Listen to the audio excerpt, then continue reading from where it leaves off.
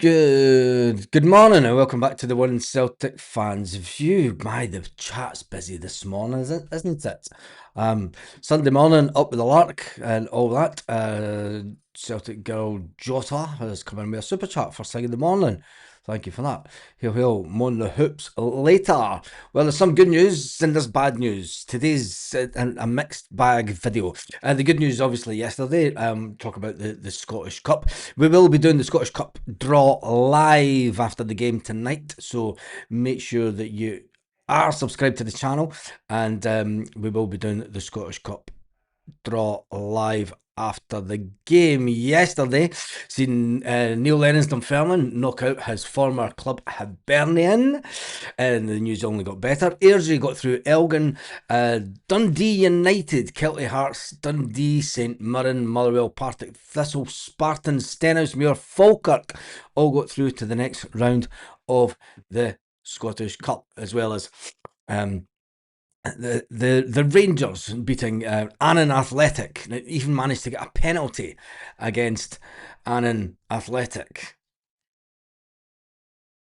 Penalty Rangers against Annan Athletic. But anyway, morning, Bass. How's your Sunday? It's fine. It's you'll reveal all during the video this morning.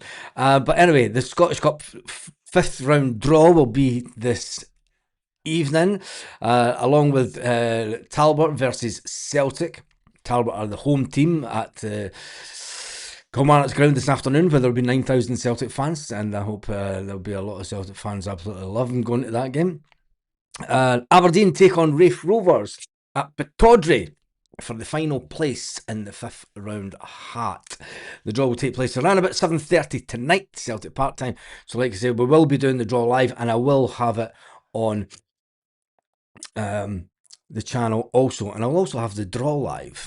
We're going to actually have the draw live, so make sure that you do watch out for that. Right, let's get into well, let's first of all,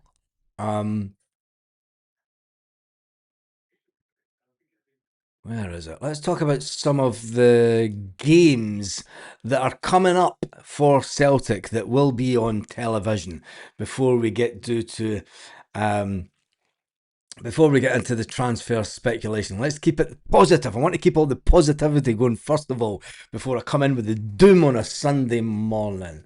This is the games that's coming up for Celtic that are on TV in the next couple of weeks. You've obviously got today, you've got Premier Sports 1.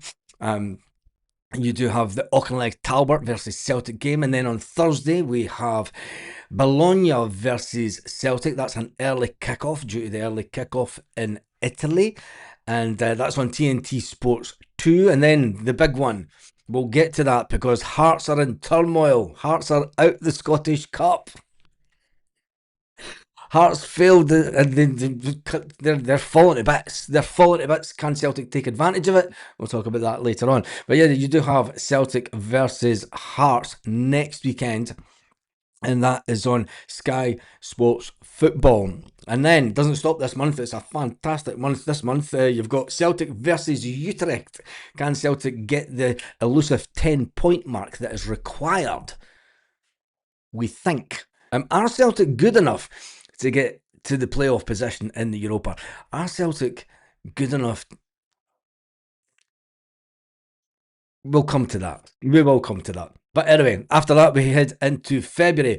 4th of February, we have a away game to Aberdeen on a Wednesday evening. It's always interesting Wednesday games up at Pittodrie. We always play, we play at least once away midweek game up in Pittodrie every single feeling. Sorry, I shouldn't read the comments. I need to take the comments off because I'm reading comments and I'm seeing words and it's just popping in my head. Every single season, we play at least one game up in Pittodrie of an evening, and we always win. Always. We always win. But anyway, we do have the 4th of February. We have Aberdeen versus Celtic. That's on Premier Sports, on Sky Sports Football, sorry. Then we go to the 15th, the Lovers Weekend. Yes. You've got to say, 2012, Valentine's weekend was absolutely brilliant. Can't make it up. But anyway, Kilmarnock versus Celtic. That will be hopefully a game that Celtic will win and will confound Kilmarnock down to the bottom two of the table, which hopefully will lead to Kilmarnock being relegated. I know a lot of Celtic fans like going to Kilmarnock because it is a fantastic away game, but when you see who's the manager of Kilmarnock now, I think there would be nothing funnier than them to be relegated with such a person in charge. Two people in charge, actually. It's quite funny. And then we go into the 1st of March. Rangers versus Celtic away at Ibrox. And I'm going to be honest, I think that will be a Rangers win. Can't see anything else. Can't see the way that the squads are going, the way that we're playing. I can't see. But then again, maybe Martin O'Neill can work his magic by then, and become legendary status forevermore. Anyway, that's the games that are coming up in the next month for Celtic that will be on the television. Right, let's just cut the gumph and get to the most important bit, the transfer news of the day. Well, it's all been this window so far has went like previous other windows. We've been Celtic FC linked with. Celtic FC are interested in. Celtic FC beaten 2. And the first one I'm going to talk about is Jocelyn Tabai. And we need to talk about him. And I know that he's not coming to Celtic. He's obviously signed for Sunderland. But Tabai, this is coming out of the media down in Sunderland. Jocelyn Tabai will need a few weeks to build his fitness. There are no Sunderland concerns about his ankle injury amid claims a move to Celtic broke down earlier this month because the winger might have required surgery. That's the headline coming out of the media down in Sunderland. I'll reiterate it. Jocelyn Tabai will need a few weeks to build his fitness. There are no Sunderland concerns about his ankle injury. Celtic don't have a couple of weeks to bring players in, and we get that. We don't have a couple of weeks, but if this guy goes on to be a fantastic player in the English Premiership and he gets sold for 20, 30 million, yeah, you've got to ask yourself, what is going on at Celtic? Now, enough of the Jocelyn Tabai one. We've obviously done that one. We need to talk about the fact that Martin O'Neill was given this list of players, and the Celtic hierarchy seem completely inept in concluding transfer negotiations. Now, it's a far cry from the 1st of May 2025. On the 1st of May 2025, it was all good news Celtic. Celtic were buzzing. Celtic put out a statement on the club website that agreed a long deal partnership. Celtic Football Club are delighted to announce the landmark extension of our partnership with Adidas, continuing our journey together as the club's official kit sponsor. £30 million spent by Celtic fans. 30 million. That's an unbelievable amount of money by the fans. And hence the reason that Adidas went, this mob are right up for it. This mob are right up for it. They've fleecing the fans all day long. They've got they've got fanatic fans that will buy anything that we throw at them. Hence the reason we'll throw four different kit launches at you. Merchandise for golf, merchandise for whatever. Adidas jacket that's worth $300, and you're like that. Fucking who's going to wear that, mate? That's what I mean. But anyway, it's a far cry days from when Celtic had all that good news out. We've been in complete downfall ever since May 2025. It has to be said, when Celtic put that statement out. Now, there is a burning feeling within the Celtic fans. Although the additional revenues that Celtic anticipated, over 30 million, came to fruition, should I say. For the past 2 years, Celtic fans have been lacing the boards palms with gold of hard-earned cash from the working man. Not so much that the Celtic board have been giving back in terms of signings. The Celtic Fans Collective were born out of frustration by the Celtic fans, were born out of a need to put pressure on the Celtic board. Not just for one window, not just this window, not just the last window, but various windows over the years where Celtic have reluctantly not exceeded their expectations as a club, resorting to bringing in players late in the transfer window, buying players overpriced. Adam Ida, £3 million player. Celtic buy him for 9 million and then go and sell him for 6. The Celtic Fans Collective put out a statement last night. And the statement says, after the removal of Wilfred Nancy and Paul Tisdale and the reappointment of Martin O'Neill, interim chair Brian Wilson asked the supporters to unite and push the team through the second half of the season. Despite the anger and calls for a boycott, we agreed unity was in Celtic's best interest. We contacted Wilson to arrange a meeting on the understanding that mediation would be needed to unite the supporters. That offer, remember, we are sitting on the 18th of January. Martin O'Neill has signed no players. Martin O'Neill has rejected the players that Celtic have put forward to him. The Celtic board have brought in one player on loan under Wilfred Nancy. Despite the anger and calls, we've done that, but the offer has been ignored. Instead, Wilson has used his time this week to attack the Scottish Government as a tired visionalist and a national in a national newspaper. Brian Wilson's always done that. He's still very politically engaged. And like I said in a previous video, I had it out with Brian Wilson during an independence debate in Dunfermline, of all places. In a fantastic theatre in Dunfermline. It wasn't the Theatre of Dreams, but we definitely lost the independence vote. But it was the theatre which I could get close to Brian Wilson and try and have it out with him at the end of the evening with what he did to Celtic at that time and continues to do so on a daily basis. And that is basically neglect the need of the club and the fans. And yes, they will all pat themselves on the back and say, look, we done a £30 million deal last year. Sit down, shut up, and just don't sing your rebel songs. They're not needed in this day and age. Sing Flower of Scotland instead. At the same time, that offer was ignored by the Celtic Fans Collective. Instead, Wilson went on to have a rant in the national newspaper. At the same time, Martin O'Neill has been left managing expectations whilst admitting there has been no proper planning for the January window. Once again, Celtic have been caught short and are desperately failing to recruit the players required for the title race. More than a year after selling our star striker, we still have not replaced him. To use Brian Wilson's language, the Celtic board is tired and visionless. If Wilson wants unity, it requires action, accountability and reconciliation.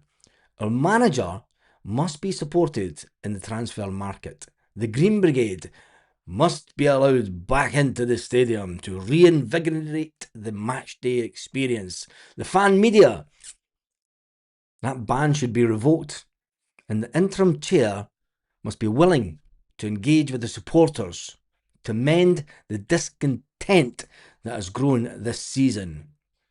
Only then with his calls for unity have any meaning. And that was the Celtic Fans Collective statement last night.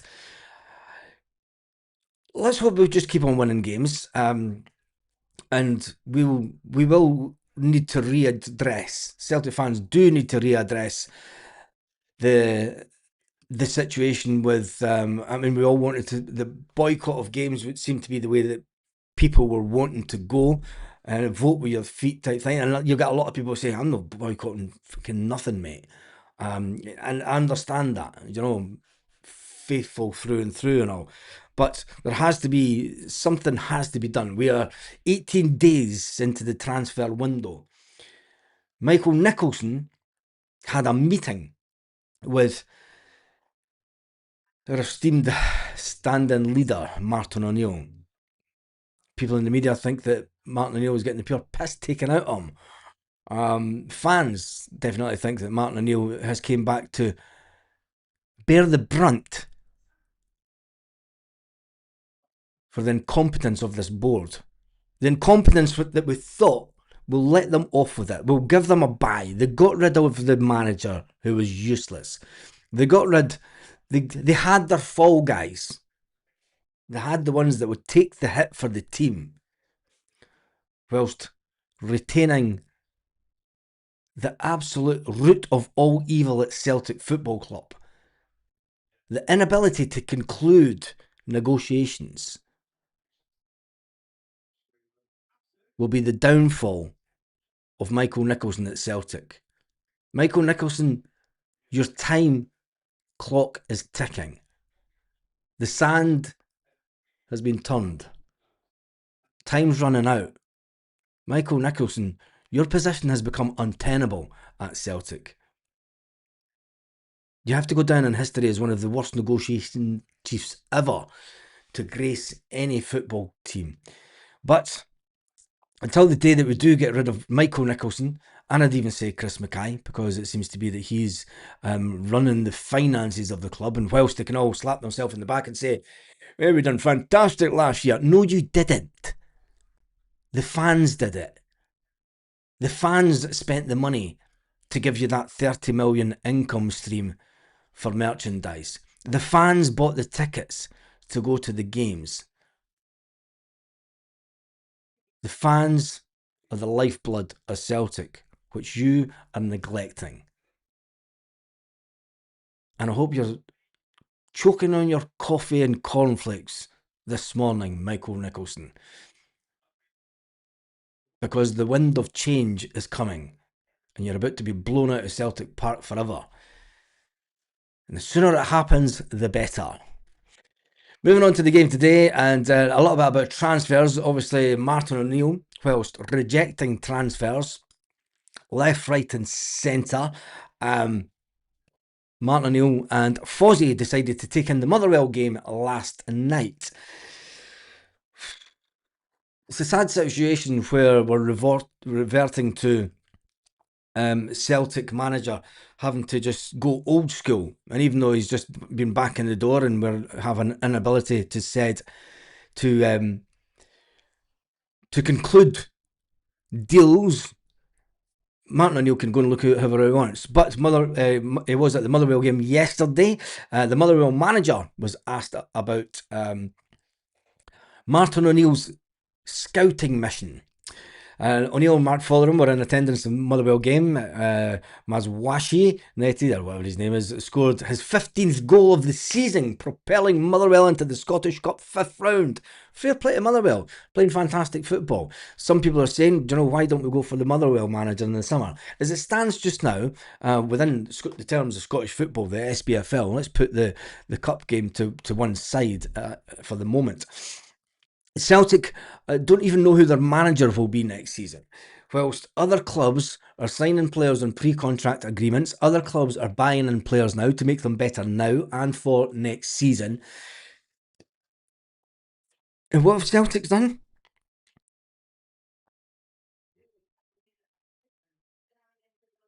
Nothing. Said that they're interested in players. Takes too long, you know. And for all that Dermot Desmond said, it's not the club that's the issue.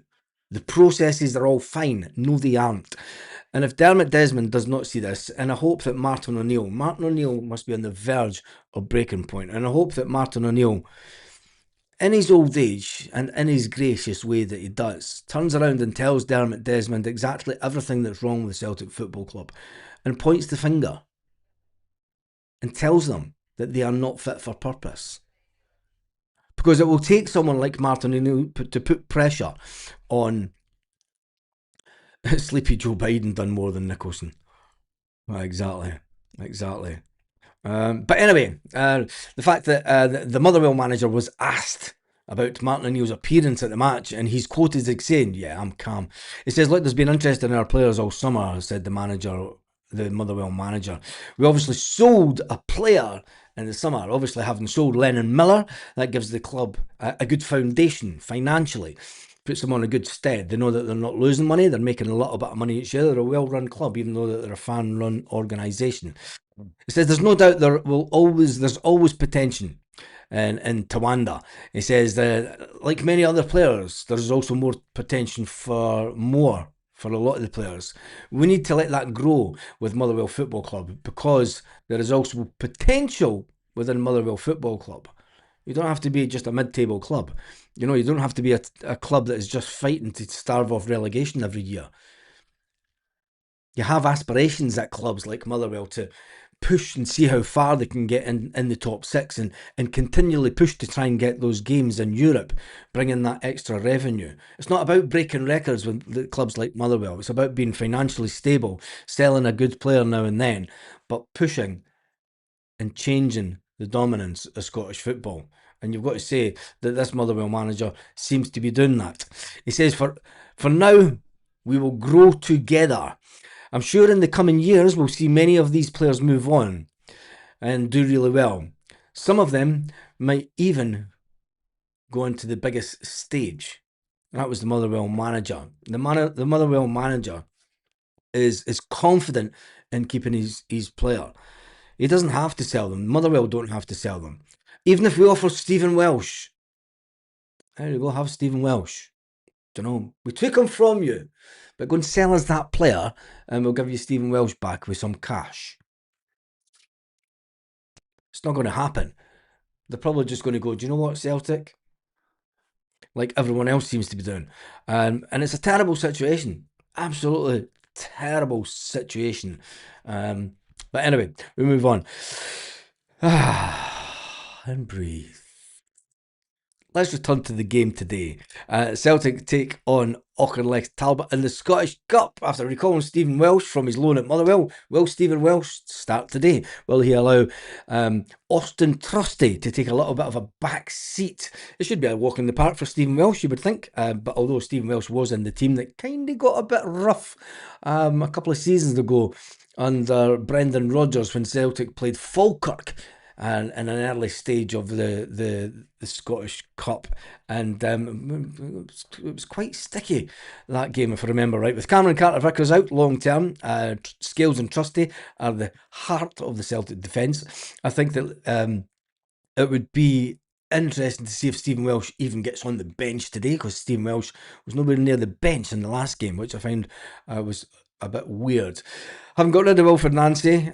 We are in the next round of the Cup. We've got rid of the 4-3-3. We've got back to reverted to the 4-3-3. The 3-4-3 is gone. We're being more stable. Martin O'Neill had a very tight defence when he was at Celtic. He also had a nice number of clean sheets, which going forward is I think that Martin O'Neill's main thing is just to make sure they keep winning games. The trip to Rugby Park today to face non-league side Auchinleck feels kind of like an easy win for Celtic and some of these players, and it's going to be fantastic when we see Balak Wisha playing as a striker today. See if Balak Wisha goes out and scores a barrel of goals today. It's going to be hilarious. Dane Murray, I think Dennis says, will Dane Murray get a game today? If I were the Celtic manager, I would be giving Dane Murray and Stephen Welsh today's game, because you've got to have one eye on the Bologna game. It's that silly plastic pitch. Um, it's that silly plastic pitch. Do you risk anything before such an important game? Martin O'Neill will be wanting to make sure that we can get something from the Bologna game. But today is all about the Scottish Cup, the romance of the Cup. Can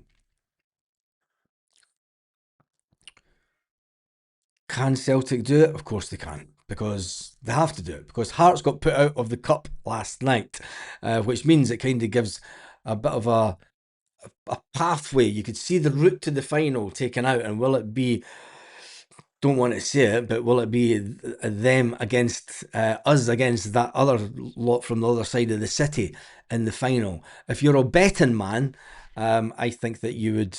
I think you're. It's looking as if it's going to go down that road. Anything can happen in cup games. Don't get me wrong. Rangers could come up against a good side. Ballawisha doesn't score. Here's another story. Yeah, that's true. McLaughlin's going for a score now of 3-0. Sticky 3-0 today. I haven't even got to that yet. Come on, give us time. Jesus, we've only been on for 25 minutes and you're getting the predictions in already. You're jumping way ahead yourself in the chat. But anyway, Hearts, let's talk about them because they obviously got beat on penalties last night in the Cup. Derek McInnes is having to deal with a few injuries to key players. I told you, I did say that they've got it. They've had it lucky this season. Hearts haven't had a lot of injuries. Yes, I'd play Sinisalo today. I'd have him in goals. There is always the risk that it's. I mean, it is only Auckland Talbot. You should be playing as much of the non first team players, first team picks that is, not first team players, but as many as you can. I mind getting chased out of Drum Chapel when our under 14s played up there. Drum Chapel's a nice area. Danny Cassie's just given us a super chat. Let's just get that one in. Thank you for that, Danny Cassie. But anyway, Hearts in the league been put out the fourth. Shankland scored a penalty equaliser late into the game. I think it was about 5 minutes before the end of the game or something. Shankland scores a penalty. But Shankland is out. He is out injured, appearing to hurt his hamstring.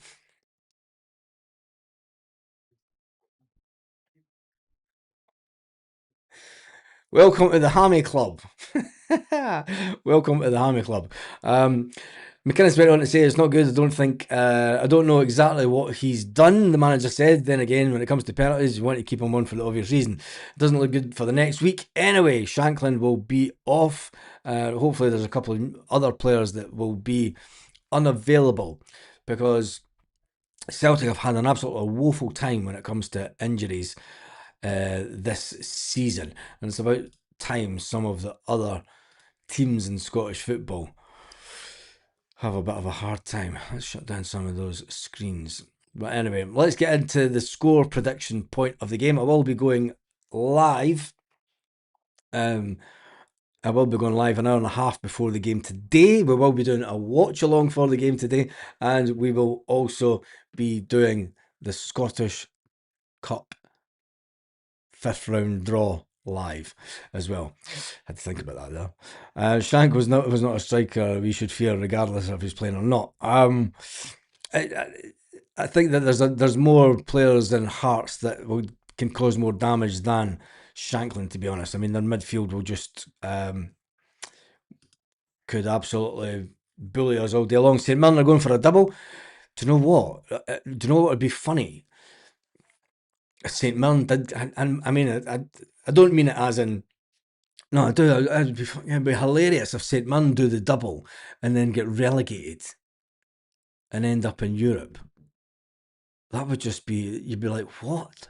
I don't think they will because they're on a downward spiral.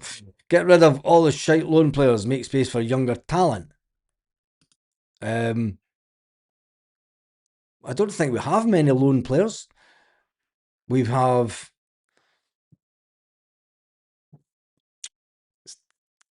Sriracha. That's the only loan player. We're not over abundant with loan players this season. Don't think he'll get a start. Bally, I think he will. Super chat from Wayne Johnston. Morning to Baz and all the One Celtic fans of you family. I'm just going to jump straight to the end of these. I would like to get the buns next round if we make it through today. That'll be shite. Do you want to get them? Are we good enough to get to beat them? In the cup, I don't know. They've got momentum. They've got new players in. they've got their squad's got that buzz, do you know, about, you know, they're not really, they're not doing it hearts. They're not just scraping by results. Not heard from Stephen Johnson this morning. He was around late last night.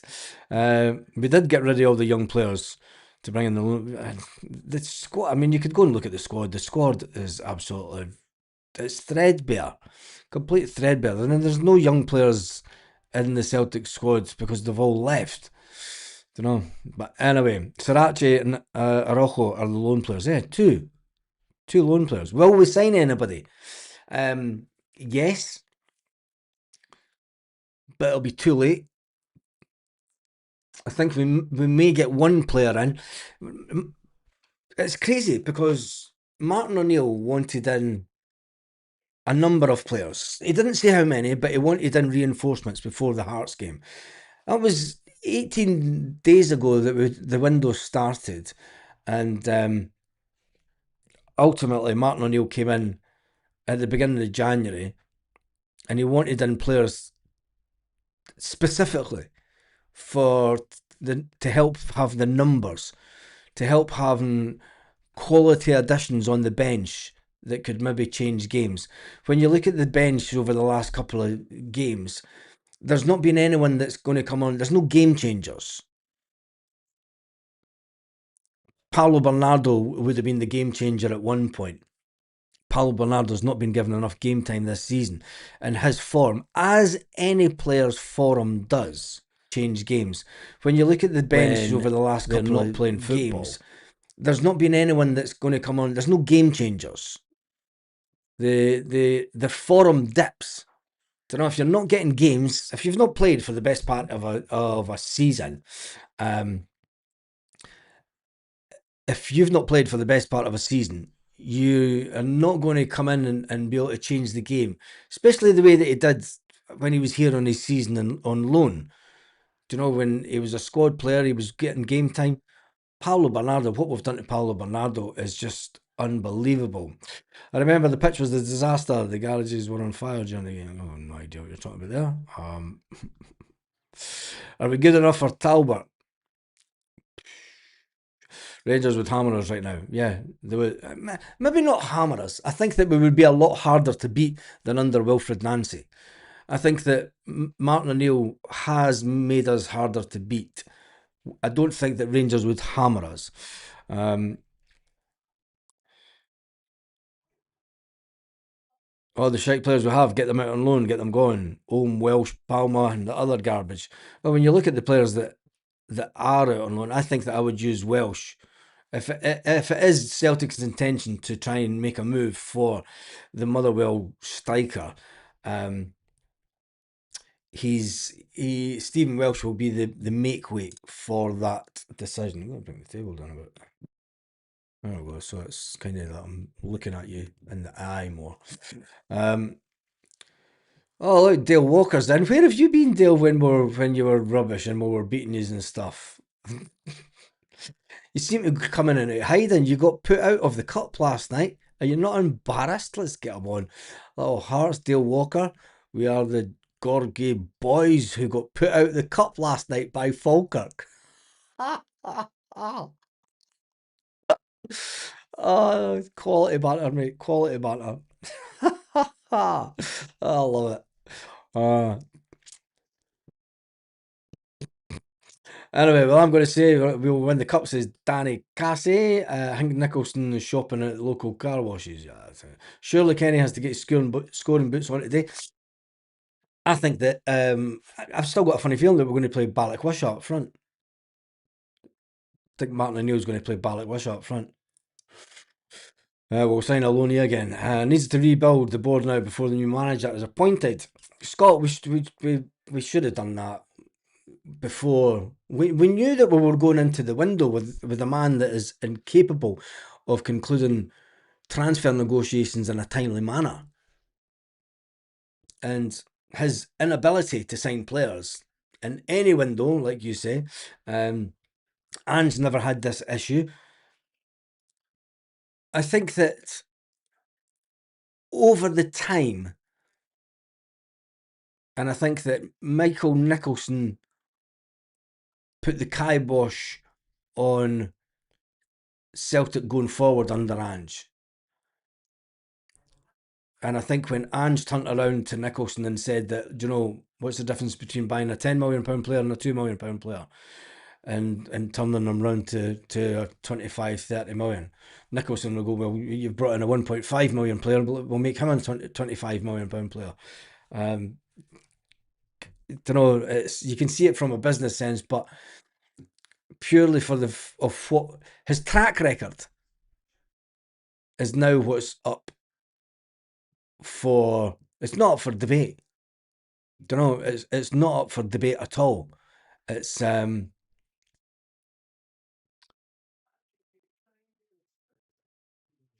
just he can sit and say, yeah, we didn't deal with Adidas, but when it comes to bringing in players in a timely fashion, since his tenure has begun, we have went down a slippy slope. But anyway, compensation is why we ain't getting players signed. Compensation? I don't think so. Well done, Falkirk Hearts. Well done, Falkirk. Hearts cracking under pressure. They are that. They're cracking under pressure all the time. Let's just see. Slippy slope. How bad it gets. A game changer like Aaron Ramsey. Bernardo's a good player. He needs time. He's grab boy.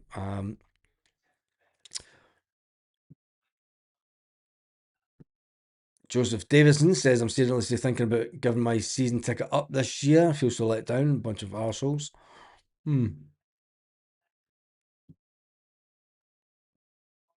It's the Celtic medical team run by Dr. Tisdale. That's one we'll wait and see. Quick reminder, when we faced Club Bruges in the Champions League, we had to shift an entire team to keep him silent on the night. Yeah, I know.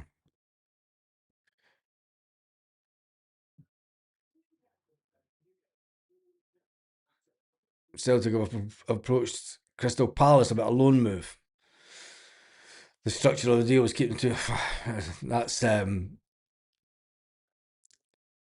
Nicholson. Nicholson again.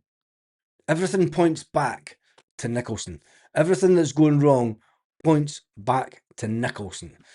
And that's where we are. Right, that's me done and dusted for this morning. Big thanks to everyone who has been on the chat. Big shout out to the super chats that came in from Jed Johnson, Danny Cassie, and Celtic Girl Jota, who had to leave to head off to Mass. On that note, I will be back in an hour and a half before kick off today when Celtic will put out a fantastic team against Auchinleck Talbot. But anyway, I think we'll win today. I think it'll be a hard fought win.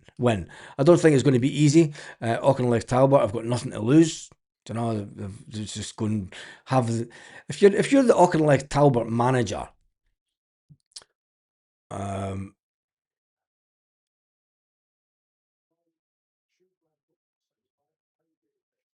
the monitor's coming through fine. Just saying. Auchinleck Talbot, I've got nothing to lose.